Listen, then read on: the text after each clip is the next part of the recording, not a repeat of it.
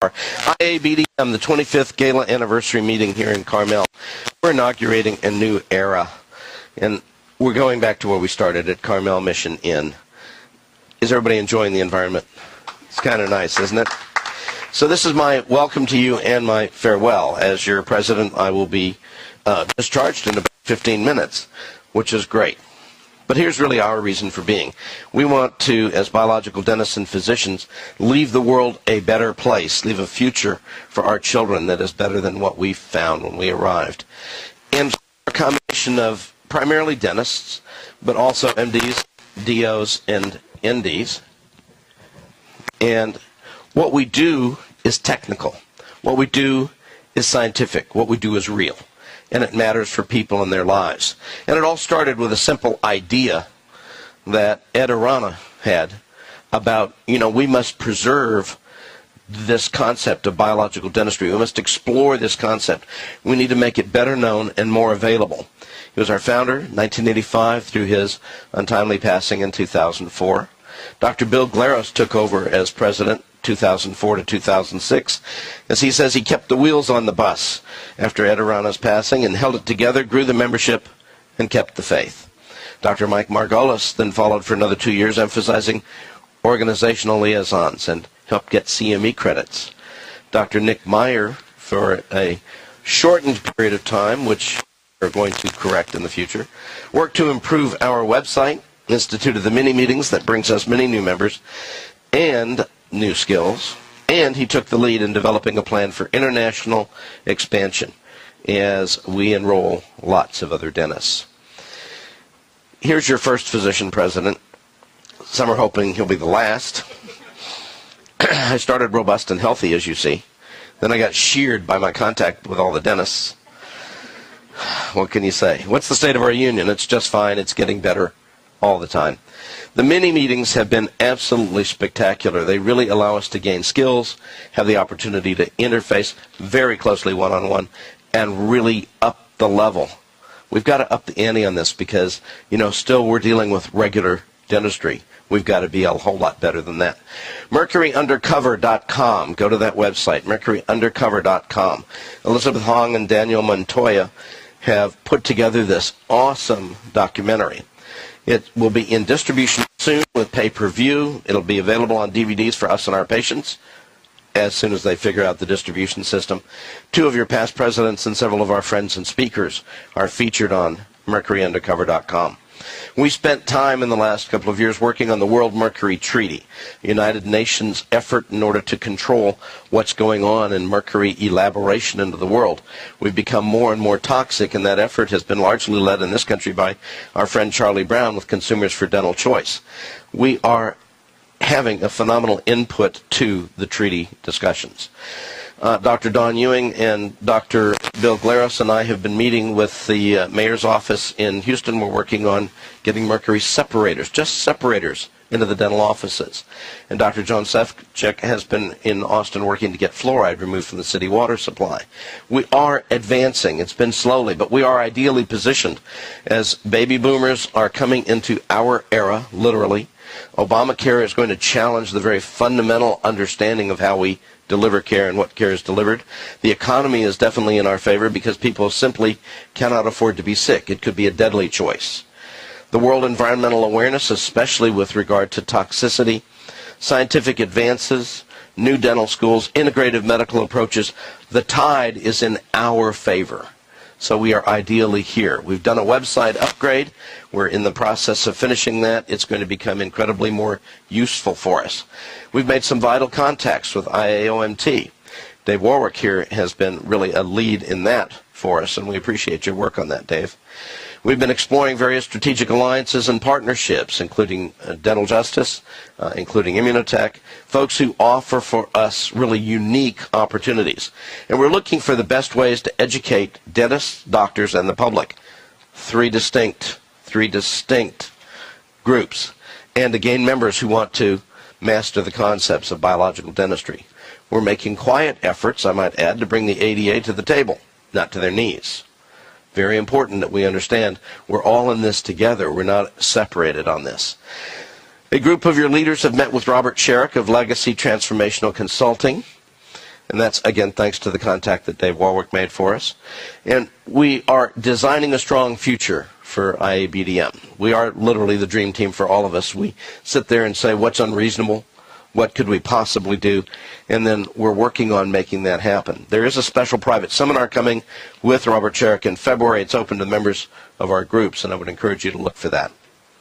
Our IABDM Bold Promise is by 2015, we're one of the most sought-after healthcare organizations, transforming the standards of care in dentistry and medicine.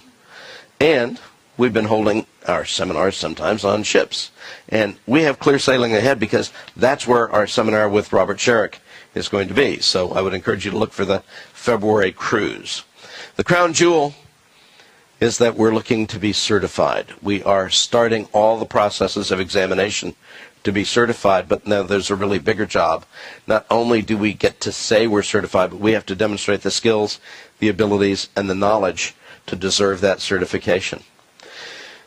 Carol Vanderstrip has done a patient-oriented book called Mouth Matters that interrelates the concepts that we espouse in biological dentistry and biological medicine: inflammation, infection, immunity, hormones, cardiovascular changes, and so on.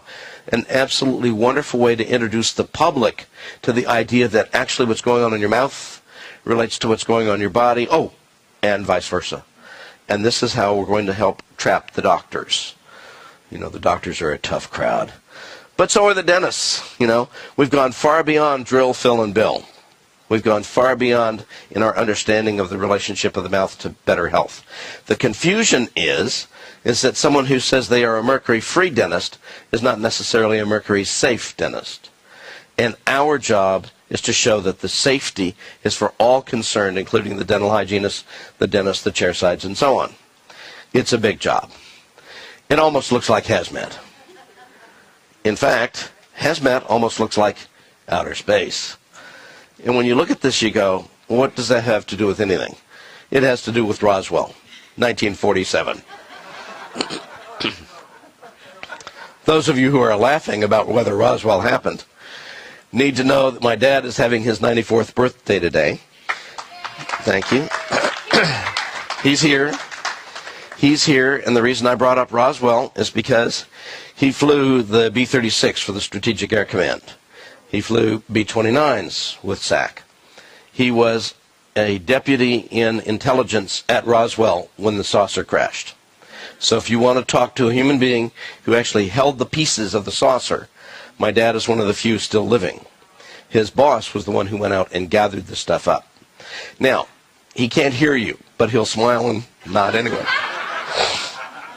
That comes from lots of instructing in airplanes. But the deal is that if you really want to talk, I think, with too much massive mercury exposure, too much cigarettes, too much alcohol, too much high-altitude flying, whatever, he's still made it this far, and he has some entertaining stories. So if you want, you'll see him carousing around here and there. And now it comes to the toughest part of my job, which is the transfer of duties. Our next president is Dr. Blanche Grube, and Blanche is unfortunately not with us today. She has had a personal urgency, and she will be our president for the next 2 years. Following that, Dr. John Sefcik. Following that, Dr. Nick Meyer, who will do a full term for us. In fact, we've already outlined his duties, so that for the next 4 years he can be preparing for that. Our success is due to our members, our speakers, our meetings, our services, and our staff. The members always put their shoulder to the grindstone. They are doing a wonderful job, and that's the way it helps get us forward. The speakers, we always have the best. Why not? We deserve it. Our meetings are collegial. We get together and we talk about what really matters and how to do things. Our services are beyond compare. Dr. Don has done an awesome job collating various past reference materials, making them available on DVDs, making us really look at media for the future. And we have an incredible debt of gratitude to our Casper, our friendly ghost. That's Toby Ewing, who's our assistant ED. You never see him around. You never see him around. He's just always there. So it goes without saying. What's that?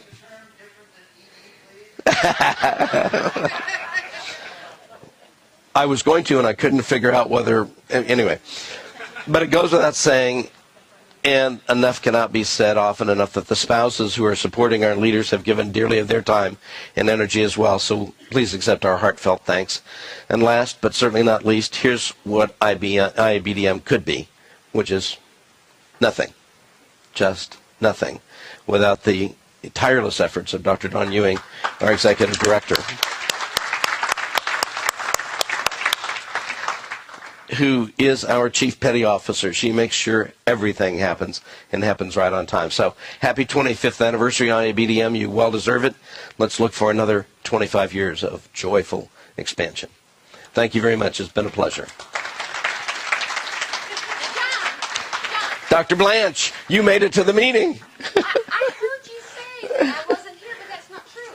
I know part of me is not here. For those of you that don't know, I lost 80 pounds. Some of you not found my 80 pounds. I lost 80 pounds. And